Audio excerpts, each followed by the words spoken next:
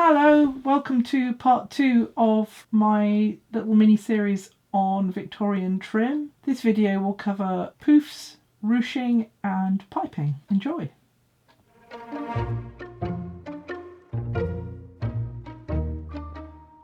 Poufs. What are poufs? You'll see in a moment. You want a strip of fabric as long as you need. So if you're doing a skirt, you will want long strips that we can butt together. Just over twice the width you want your poufs to end up. And then all I've done is I have sewn it into a tube and then pressed that seam onto the back. Next we want to mark up either with pins or chalk how far apart you want your puffs. So I'm going to have mine an inch apart, which is nice and easy as I'm working on an inch grid here. So I am just going to mark them with pins. That may get annoying, so actually I'm going to mark them with erasable pen at each end just to make life simple, especially if you have a wide one, like so. Also you can use chalk, whatever other marker you want.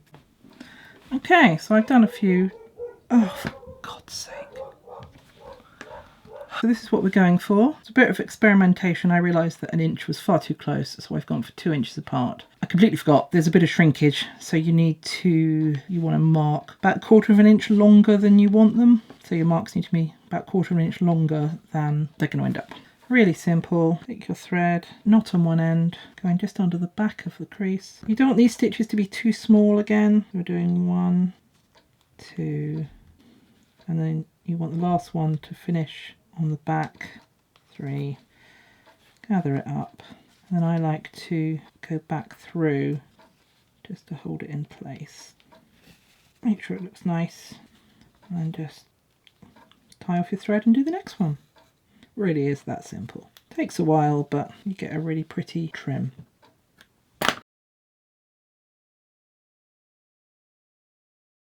When you get to the end, and if you need to keep going with more trim, really easy. You simply fold this under when you are sewing it on, and then just butt the next one straight up.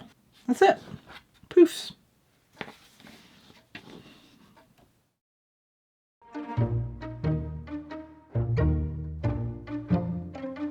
Ruching. Ruching is fancy gathering. You also need to make some design decisions where your ruching line is going to be. So I'm going to do a long strip. It's really worth marking out the line so it stays nice and straight. So this is the wrong side. You can use chalk, or I'm just using heat erasable pen. I'm going to do one there, and one there. Again, a design decision, whether the edges are going to be folded over first or afterwards. So what I'm going to do is one edge folded over first and the other one folded over afterwards, just to show you the difference. It really is as simple as running a running stitch all the way along every line. So we've got several options, and I'll do one of each and then we can compare what they are. Your simplest and old styley option is to simply hand stitch a running stitch all the way down. Make sure the end is anchored. As with all these techniques, it's worth experimenting before you hit the big garment. So that is catching the folded over edge nice and neatly. Obviously you would do this in a matching thread. Okay, so I've done the running stitch along the top, and for the other two I've done the other two techniques that are really useful for ruching. So I've done a machine gather. I've actually done 2 rows because I really struggle with 1 row of machine gathering, and also a lot of the Victorian sources use double rows of gathering. And also I've done my favourite trick for really long areas, which is I have taken a thicker thread, in this case a piece of embroidery thread, and I have zigzagged either side of it. You have to be careful not to catch the actual thread, but that gives you a nice gather as well. And then to ruche, all you do is pull these threads up. Turn this way up because my knot's at that end. So obviously the hand threaded one is pretty easy. You're going to get a different effect depending on which method you've used, so it is definitely always worth experimenting first. And as you can see, each method gathers, and just starting to get a ruching effect. It really is that simple. So I'm going to continue gathering these up off camera, and I will show you what they look like when they're finished. How much do you gather them? Again, depends on your personal choice and how long your strip is. So there we go, all gathered up. Turn it that so it's the same way up as I stitched it originally. So we've got the hand stitch at the top. That would need to be tied off to make the gather stay. We've got the machine in the middle, and we've got the thread with the machine at the bottom. The thread is my favourite. This is easier if all these techniques are the same on your ruched section. With the hand stitch one, once you've got it to the length you want, do a couple of back stitches in there just to hold that gather in place. And then we need to cut these threads away because they're just in the way. I'm not so keen on the machine gathering myself, but yeah, each their own. And then that one's so big I don't worry about it. And then sew this to whatever it's going to be on. So you need to be quite fussy about where your gathers go so that it looks nice. It's recommended that you pin each major dip. The embellishments book says that heckling says simple, but time will give you a better finish. If you've got more than one layer, adjust the next one as well. So you can sew down here if you want to. Obviously, if you only have a single band, you want to sew on both sides. I've pinned all of the pleats down. Having had a fiddle, this raw edge is really difficult to fold under, so you would only leave the raw edge if you were going to cover that with a ribbon or something. And in that case, you would simply pin this down in the same way that this is. So each dip is pinned. And then it's just going to be a case of fastening it down. The text in Hecklinger, which is the one that the embellishment book uses, says whip stitches. So I guess either tiny little whip stitches, where you've got a poof like this, you just leave it and you just run underneath and then pin that pin out because it's annoying. You can either do a little running stitch in and up onto the next one, up into the next one, or a little whip stitch which just goes over the end. Maybe a couple of whip stitches in there. It's very organic. The main thing to remember is you want to carry a thread on the wrong side, which I guess is obvious. Little stitch on the top, carry my thread on the wrong side. I've gone quite a long way down on that one for some reason. Just trying, seeing what it looks like. I think it's really going to depend on what it is you're sewing, what material, what you're trying to achieve with the edge. So that's a tiny little stitch in with this particular fabric. I think it looks better. And then I'm going to do another one under there. So a lot of the complexity of this technique is how you sew it on. So that's if you just want to sew them on with a nice sort of loose edge. You could even sew along here, along the actual stitch line, but again you just want to be picking up the stitch on the down ruffle, if that makes sense. You don't need too many stitches. It's not like this is going to take huge amounts of abuse. And I think the longer you spend with your pinning, the better it's going to be. See, on the back it's quite rough and ready, but that's fine. That's Victorian garb, looks like that on the back. Just carry on until you're done. I hope that makes sense. The glory of ruching is all the different things you can do with this simple gather.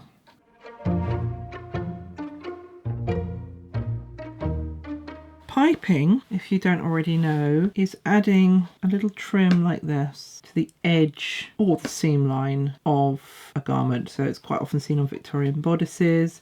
They also do inseam piping, which I'm not going to cover. But you can do one single one, double, triple, and it gives you this lovely neat edge. Victorian piping, this is an example I was taught by Luca from the School of Historical Dress, is tiny, really, really thin. You can see the size of it compared to my hand. Modern piping, generally if you go into a craft shop or a sewing shop and buy piping, is quite thick.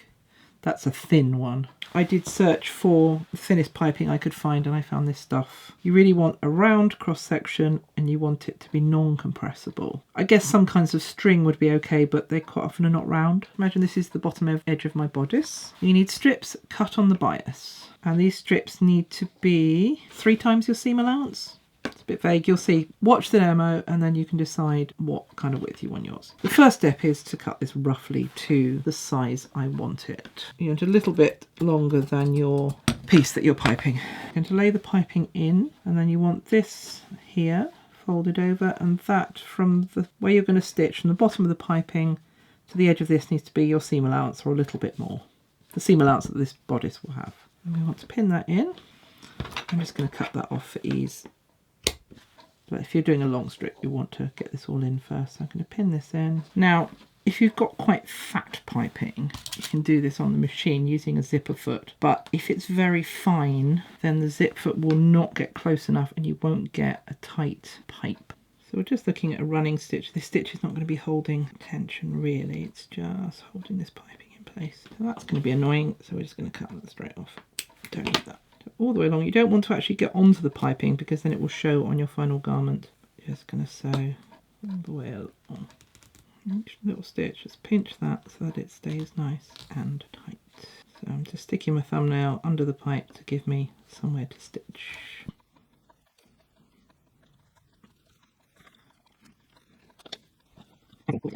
All stitched. If this from your stitch to the edge is wider than your bodice seam allowance, cut it so it's correct. I'm going to turn this like that so the piping is inwards and this seam allowance side is there, and then we want to pin it to your seam allowance like so.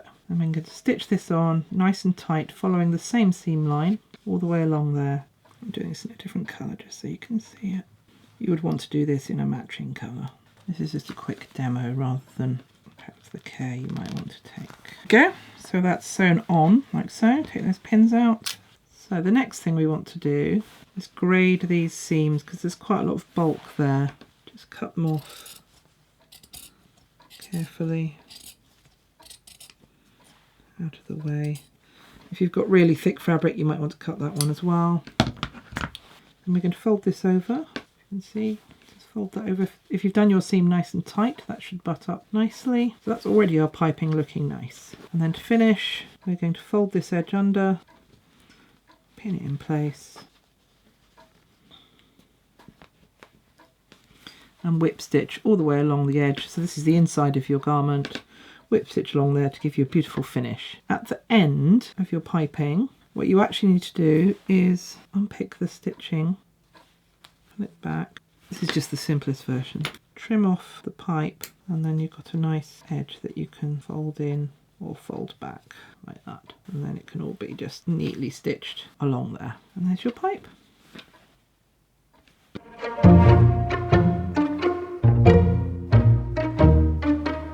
Each layer of piping you make individually. So this red one's going to be the outside and then I'm going to have the pink one inside. You can always just get your thing and just check that that's what you want like that. So now I'm going to sew these two together. Again, another running stitch. If you're going to have 3, then put another one on here. So long as this, the more pipes you have, the longer this outer piece needs to be. And sew along there, and then we attach it similar to the way we did it before. Again, you can either try and make sure this line, which would be the bottommost one, is exactly your seam allowance, or you can mark your seam allowance and then just line them up. I'm going to make sure that is exactly my seam allowance, which is about 1/2 inch from the bottom of the piping to the bottom of your trim. So again, we need to bring all these back except the bottom one. Line that up, pin it on, sew it in the same way, and then you will get a double piping. And in the same way as before, at the end, grade the seams, turn it over, done.